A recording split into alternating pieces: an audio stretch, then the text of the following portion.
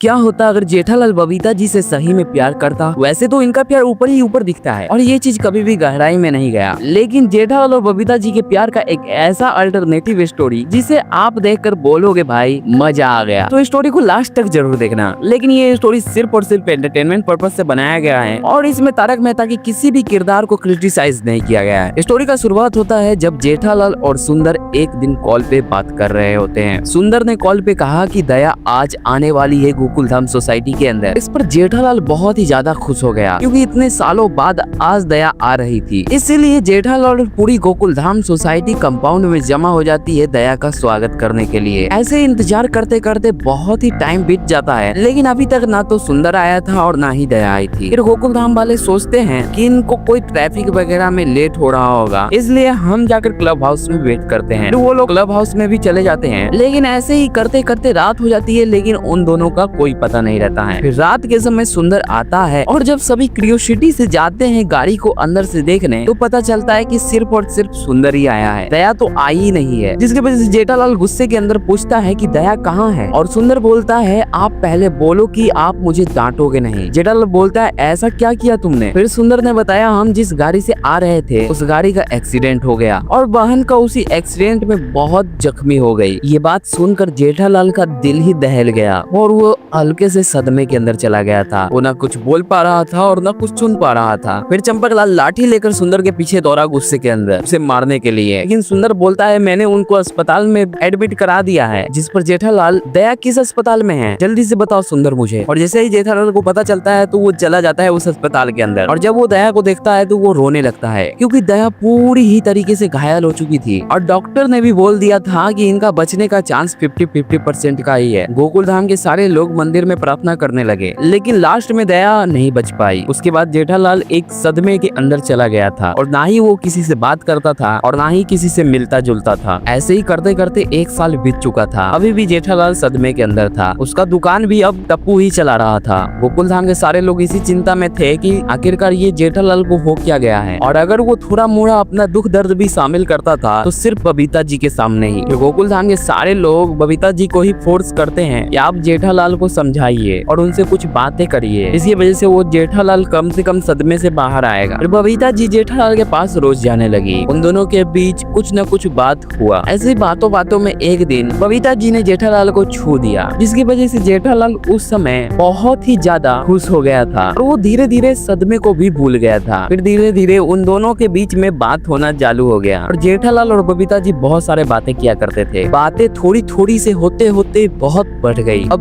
बबीता जी को भी जेठालाल के साथ बात करना बहुत अच्छा लगने लगा था। दोनों ही छुप छुप के बात करने के लिए टाइम निकाल ही लिया करते थे। इस बात को गोकुलधाम के सारे लोग नोटिस करने लगे थे क्योंकि जेठालाल और बबीता जी की बातें ज्यादा ही होने लगी थी। दोनों ही छोटे मोटे डेट पर भी जाने लगे थे, जैसे कि कॉफी पीना और भी कई सारे मौज मस्ती करना। जेठालाल अपना सारा सीक्रेट बात बबीता जी को बताता था, वैसे ही बबीता जी अपना सारा सीक्रेट बात जेठालाल को बताती थी। अय्यर इन दिनों बहुत बिजी रहा करता था, इसलिए इस सब के बारे में उसको थोड़ा भी पता नहीं था। एक दिन अय्यर ऐसे ही आता है और बोलता है बबीता एक गुड न्यूज है, मेरा प्रमोशन हो चुका है, लेकिन अब हमें दिल्ली रहना पड़ेगा। लेकिन इस बात पर बबीता बोलती है अगर अय्यर हम दिल्ली चले जाएंगे तो यहाँ का फ्लैट हमको बेचना पड़ेगा और हमारा कई सारा प्रॉपर्टी भी है जिसको हमको सेल करना पड़ेगा, और इतनी जल्दी अगर हम इसको बेचेंगे तो हमें ज्यादा प्रॉफिट भी नहीं होगा और हमें बहुत बड़ा नुकसान होगा क्योंकि इन सभी प्रॉपर्टी का आगने वाले समय में बहुत ज्यादा ही दाम बढ़ेगा। फिर अय्यर बोला कि देखो बबीता मैं इस प्रमोशन को छोड़ तो नहीं सकता, लेकिन तुम्हारी भी बात कोई गलत नहीं है। ऐसा करता हूँ मैं दिल्ली चला जाता हूँ और वहाँ एक फ्लैट ले लेता हूँ, जिससे इन्वेस्टमेंट हमारा वहाँ भी हो जाएगा और मैं 4-5 महीने में आता रहूंगा तुमसे मिलने के लिए। बबीता जी को यहाँ पर एक अपॉर्चुनिटी दिखी। वो सोचती है कि जेठालाल से हमारा बात करने का और भी एक मौका मिल जाएगा। इस चीज के लिए बबीता एग्री कर जाती है। अब ये 3 दिनों के बाद जाने भी वाला था। यहाँ से जेठालाल के प्यार को एक नई उड़ान मिली और सबसे ज्यादा इस प्यार का तब शुरुआत हुआ जब जेठालाल ने बबीता जी को गाड़ी गिफ्ट में दिया था। अब दोनों ही एक दूसरे को बहुत सारा सीक्रेट बताने लगे थे और दोनों के बीच में ही बहुत सारा बात होने लगा था। ये बात सोसाइटी के सभी लोग जानते थे, इन दोनों का कोई न कोई रिलेशनशिप चल ही रहा है, लेकिन इस पर कोई रिएक्ट नहीं करते थे क्योंकि सभी को लगता था कि जेठालाल फिर से उस सदमे के अंदर न चला जाए। चंपकलाल भी जेठालाल को कभी भी रोका नहीं करता था इस बात के लिए कि वो बबीता के घर पर जाता है, क्योंकि जेठालाल हर दिन बबीता के घर पर जाता था, उनसे बहुत सारी बातें किया करता था और फिर आ जाया करता था। एक दिन सोसाइटी में रात में ऐसे ही कपल डांस का प्रोग्राम बनता है और सभी लोग अपना अपने कपल के साथ डांस ही कर रहे थे। लेकिन सभी लोगों ने बोला बबीता जी और जेठालाल क्या करेंगे। फिर बबीता जी बोलती है पोपट भाई मुझे कोई दिक्कत नहीं है, मैं जेठा जी के साथ ही डांस कर दूंगी क्योंकि अय्यर तो यहाँ है नहीं, मैं और जेठा जी एक साथ डांस करेंगे। फिर सभी लोग एक साथ डांस करते हैं और जेठालाल भी बहुत डांस करता है और जेठालाल बबीता जी को बहुत सारा टच करता है क्योंकि उस समय उसका एक अपॉर्चुनिटी मिला था बबीता जी को छूने का, जिसकी वजह से जेठालाल इस मौके को गवाता नहीं है और उसका पूरा उपयोग करता है। ऐसे ही एक दिन बबीता जी उसे रात में अपने घर पर बुलाती है, लेकिन ये रात नहीं था, बहुत अंधेरी रात था और ज्यादा टाइम हो रहा था। जेठालाल समझ नहीं पाया कि बबीता जी उसे क्यों बुला रही है, लेकिन तब भी जेठालाल चला ही गया। जब वो गया तो बबीता जी को देखकर उसने बोला कि बबीता जी आप ऐसे। आगे क्या होगा कहानी में ये जानने के लिए आप कमेंट करो। मिलते हैं आप लोगों से नेक्स्ट एपिसोड में, तब तक के लिए बाय बाय।